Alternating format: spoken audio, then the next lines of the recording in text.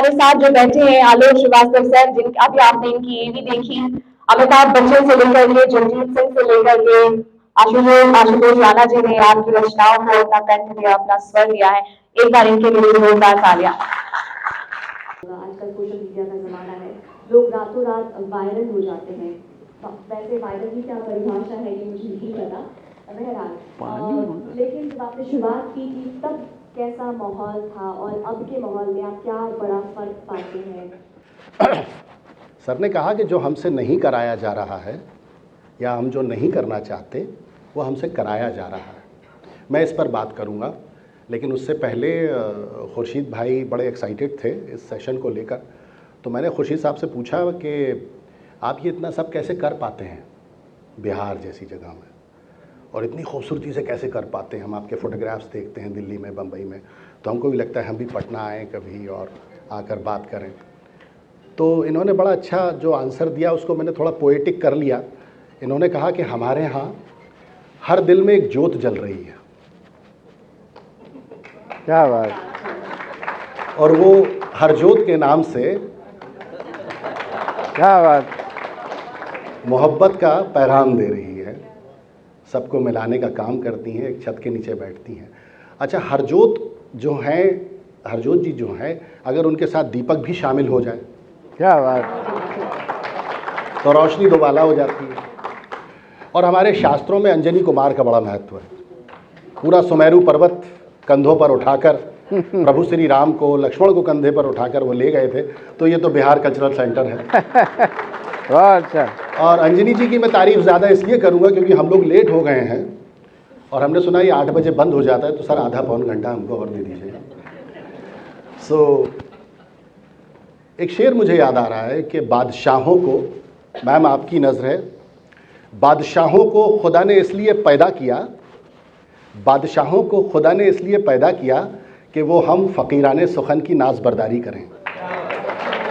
तो हमारे अपने नाज होते हैं, हम लोगों के नाज हर कोई नहीं उठा सकता। मैम आप उठा रही हैं बिहार में, और हिंदुस्तान की जो मुश्तरका तहज़ीब है, जो यहाँ की गंगा जमनी तहज़ीब है, जिसको हम सलाम पेश करते हैं, उसके मुहाफ़िज़, उसके बहुत बड़े अलमबरदार आप लोग यहाँ पर हैं। और मुझसे प्रेरणा जी का जो सवाल था, सहाफ़त मौजूदा दौर में जो हम नहीं करना चाहते वो हमसे कराया जा रहा है, बकौल फ़रहत एहसास साहब। मैंने नहीं कहा। खैर है कि अदब में फ़रहत साहब जैसे लोग अभी शम्में अपनी रोशन किए हुए हैं, हम लोगों को सबको इंस्पायर करते हैं।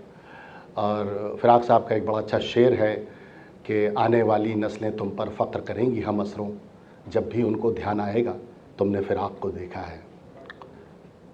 बिहार सुन रहा है ऐसे। खैर, तो हमने फ़िराक साहब को नहीं देखा, ये हमारी बदकिस्मती है। लेकिन हमारी खुशकिस्मती ये है कि हमने कैफ़ी आज़मी साहब की सदारत में मुशायरे पढ़े हैं, डॉक्टर बशीर बट साहब की निज़ामत में मुशायरे पढ़े हैं, और हमने फ़रहत एहसास साहब के साथ सफ़र किया। सफ़र अंग्रेज़ी वाला नहीं है, ये उर्दू वाला सफ़र है, जिसमें आप बहुत कुछ सीखते हैं अपने बड़ों से। सहाफ़त का जो हाल है वो इसलिए आपको और समझ लेना चाहिए कि मैंने सहाफ़त छोड़ के हमेशा हमेशा के लिए शायरी को अपना लिया। तो मौजूदा दौर में हमारी सहाफ़त कहाँ है? हम राजेंद्र माथुर से शुरू हुए थे, प्रभाष जोशी से शुरू हुए थे, हम ऐसे ऐसे बड़े सहाफ़ियों के साथ शुरू हुए थे, और आज हम कहाँ आ गए हैं। मैं इसका एक जीता जागता उदाहरण आपको बताता हूँ, एक मिसाल देता हूँ आपको। और अच्छी बात यह है कि मैं उस दौर में नहीं था, क्योंकि मैं 15 में, हमारे दूसरे दोस्त यहाँ बैठे हैं, नीतीश, हम लोगों ने साथ में इंडिया टीवी में काम किया है, आज तक में काम किया है।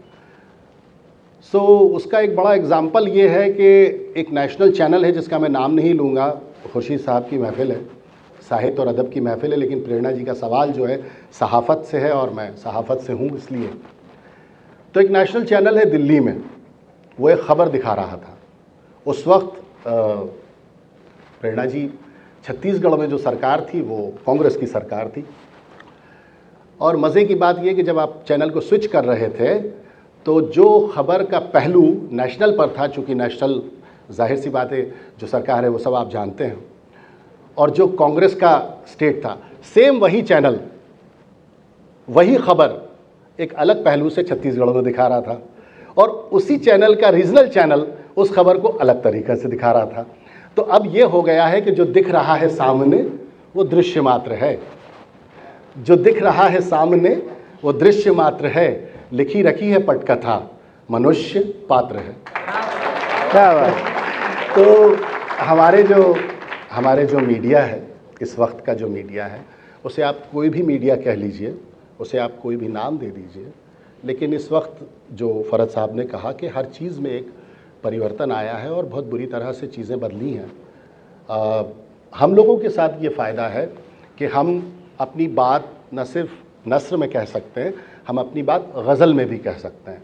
तो अगर आपकी इजाज़त हो तो ये जो हमारा पूरा पॉलिटिकल सिनेरियो है, इस पर मैंने कुछ शेर कहे थे, अगर आपकी इजाज़त हो तो मैं वो कुछ पढ़ दूँ, ताकि ये गुफ्तगू जो है वो ऐसी ना रहे कि सिर्फ गुफ्तगू हो रही है। तो जो दिख रहा है सामने वो दृश्य मात्र है, लिखी रखी है पटकथा, मनुष्य पात्र है, नए नियम समय के हैं। हमारे सीनियर्स हमसे कहते हैं कि गज़ल जो है वो इशारे का आर्ट है, तो इसमें जो छुपा हुआ है उसे आप पकड़िएगा। जो दिख रहा है सामने वो दृश्य मात्र है, लिखी रखी है पटकथा, मनुष्य पात्र है, नए नियम समय के हैं, असत्य सत्य है। नए नियम समय के हैं, असत्य सत्य है, भरा पड़ा है छल से जो वही सुपात्र है। वाह। भरा पड़ा है छल से जो वही सुपात्र है साम दाम दंड भेद का नया चलन, है साम दाम दंड भेद का नया चलन, कि जो यहाँ कुपात्र है वही सुपात्र है। कि जो यहाँ कुपात्र है वही सुपात्र है, विचारशील मुग्ध हैं कथित प्रसिद्धि पर, विचारशील मुग्ध है कथित प्रसिद्धि पर, विचित्र है समय विवेक शून्य मात्र है। विचित्र है समय विवेक शून्य मात्र है, हृदय में भेदभाव हो घृणा समाज में, दिलों में भेदभाव हो घृणा समाज में, यही तो वर्तमान राजनीति शास्त्र है। दिलों में भेदभाव हो घृणा समाज में, यही तो वर्तमान राजनीति शास्त्र है। एक शख्स चला था साउथ से और श्रीनगर तक पहुंचा था, घिरा हुआ है पार्थपुत्र चक्रव्यूह में,